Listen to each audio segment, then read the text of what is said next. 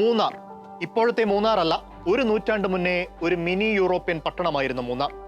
Victorian ശൈലിയിൽ പണിതീർത്ത കെട്ടിടങ്ങൾ, ബംഗ്ലാവുകൾ, ഫാക്ടറികൾ, ഒരു കരിയില പോലും വീണുകിടക്കാത്ത വൃത്തിയുള്ള റോഡുകൾ, അതുവഴി സാവകാശം നീങ്ങുന്ന കുതിരവണ്ടികൾ, ചൂളം വിളിച്ചെത്തുന്ന ട്രെയിൻ, റോപ്പ് വേ. കൊച്ചിയിലും തിരുവിതാംകൂറിലും വൈദ്യുതി എത്തും മുന്നേ ഇലക്ട്രിക് ബൾബുകൾ തെളിഞ്ഞ ടെലഫോൺ ശൃംഖലയുണ്ടായിരുന്ന മൂന്നാർ. കേരളത്തിലെ മറ്റേത് പട്ടണത്തിനും സ്വപ്നം കാണാൻ പോലും പറ്റാത്ത രീതിയിൽ വളർന്ന തെക്കിന്റെ കാശ്മീർ 100 വർഷം മുമ്പ് ഇതുപോലൊരു ജൂലൈയിലാണ് ശവപ്പറമ്പായി മാറിയത്.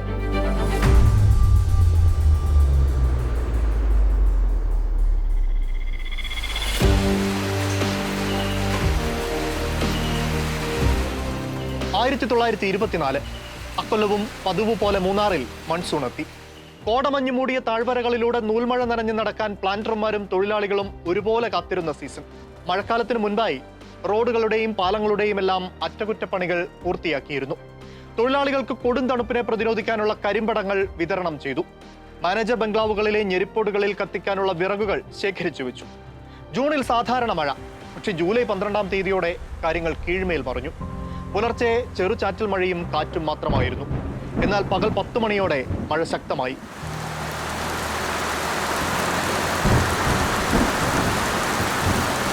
കന്നിമലയിലും നല്ലതണ്ണിയാറ്റിലും മുതിരപ്പുഴയിലും ജലനിരപ്പ് ഉയർന്നു. തൊഴിലാളികൾക്ക് തോട്ടങ്ങളിൽ തുടരുവാൻ സാധിക്കാതെ വന്നു. അതുവരെ ശേഖരിച്ച കൊളുന്തുമായി എല്ലാവരും ഫാക്ടറികളിലേക്കും തുടർന്ന് ലയങ്ങളിലേക്കും മടങ്ങി. നിർത്താതെ പെയ്ത മഴയിൽ 12 മണിയോടെ പുഴകളിലെയും തോടുകളിലെയും പാലങ്ങൾ പലതും മുങ്ങി. അന്ന് ഫിൻലേമ്യൂർ കമ്പനിയായിരുന്നു മൂന്നാറിലെ തേയിലത്തോട്ടങ്ങളുടെ ഉടമസ്ഥർ. കമ്പനിയുടെ ആസ്ഥാനം മാട്ടുപ്പെട്ടിയിൽ. Company general manager mister Lee ഭാര്യയോടൊപ്പം ഭക്ഷണം കഴിച്ചുകൊണ്ടിരിക്കെ അടുക്കളയിലേക്കും മുറിക്കുള്ളിലേക്കും മലവെള്ളം ഇരച്ചു കയറി. ബംഗ്ലാവിന്റെ തൊട്ടു പിന്നിലായി ഉരുൾപൊട്ടലുണ്ടായി. കല്ലും കൂറ്റൻ മരങ്ങളും ഒലിച്ചെത്തുന്നത് കണ്ട് അവർ ഇറങ്ങി ഓടി. കാറിൽ കയറി മറ്റൊരു മലമുകളിലെത്തി. അന്നത്തെ പകലും രാത്രിയും അവർ കാറിനുള്ളിൽ കഴിച്ചുകൂട്ടി. അവരുടെ കൺമുന്നിൽ മാട്ടുപ്പെട്ടിയിലെ ബംഗ്ലാവും സമീപത്തെ മാർക്കറ്റും അടക്കം വെള്ളത്തിൽ മുങ്ങി.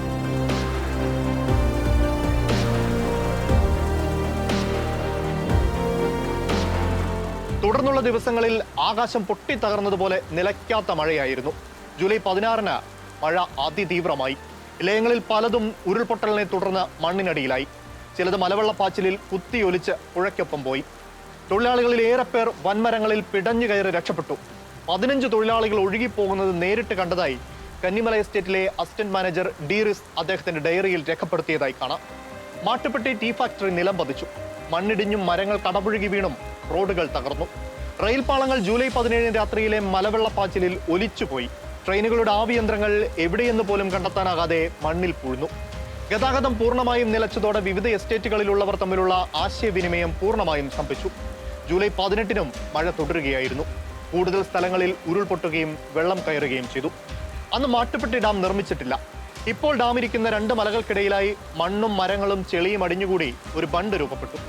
പിന്നീടുള്ള ദിവസങ്ങളിലെ തോരാത്ത മഴയിൽ പലയിടത്തും ഉരുൾപൊട്ടലുണ്ടാവുകയും ഒഴുകി വന്ന ചെളിയും വെള്ളവും താങ്ങാനാവാതെ ആ ബണ്ട് തകരുകയും ചെയ്തു. ഒരു വലിയ അണക്കെട്ടിൽ സംഭരിക്കാവുന്നത്ര ജലമാണ് ബണ്ട് പൊട്ടിയൊഴുകി മൂന്നാർ ടൗണിലേക്ക് എത്തിയത്. ആ മലവെള്ളപ്പാച്ചിൽ ടൗണിനെ പൂർണ്ണമായും മുക്കിക്കളഞ്ഞു. ടൗണിലെ സെന്റ് ആന്റണീസ് ചാപ്പലിന്റെ മുകളിലെ ഒരു ഇരുമ്പ് കുരിശ് മാത്രമാണ് വെള്ളത്തിന് മുകളിൽ കാണാനുണ്ടായിരുന്നത്. തേയില ഫാക്ടറിയും സ്കൂളും വർക്ക്ഷോപ്പും നശിച്ചു. പഴയ മൂന്നാറിനോട് ചേർന്ന് കന്നിമലയാറ്റിലും മാട്ടുപ്പെട്ടിയിലേതുപോലൊരു ബണ്ട് രൂപപ്പെട്ടിരുന്നു. അതും തകർന്നു. പള്ളിവാസലിൽ 200 ഏക്കറിലധികം സ്ഥലം ഒലിച്ചുപോയി. 2 ജനറേറ്റർ അടക്കം കമ്പനിയുടെ വൈദ്യുതി നിലയം മണ്ണിൽ പുതഞ്ഞു. പഴയ മൂന്നാർ ഫാക്ടറിയിൽ വെള്ളം കയറി. തക്ക സമയത്ത് വൈദ്യുതി ലൈനുകൾ വിച്ഛേദിച്ചതിനാൽ വലിയ അപകടം ഒഴിവായി.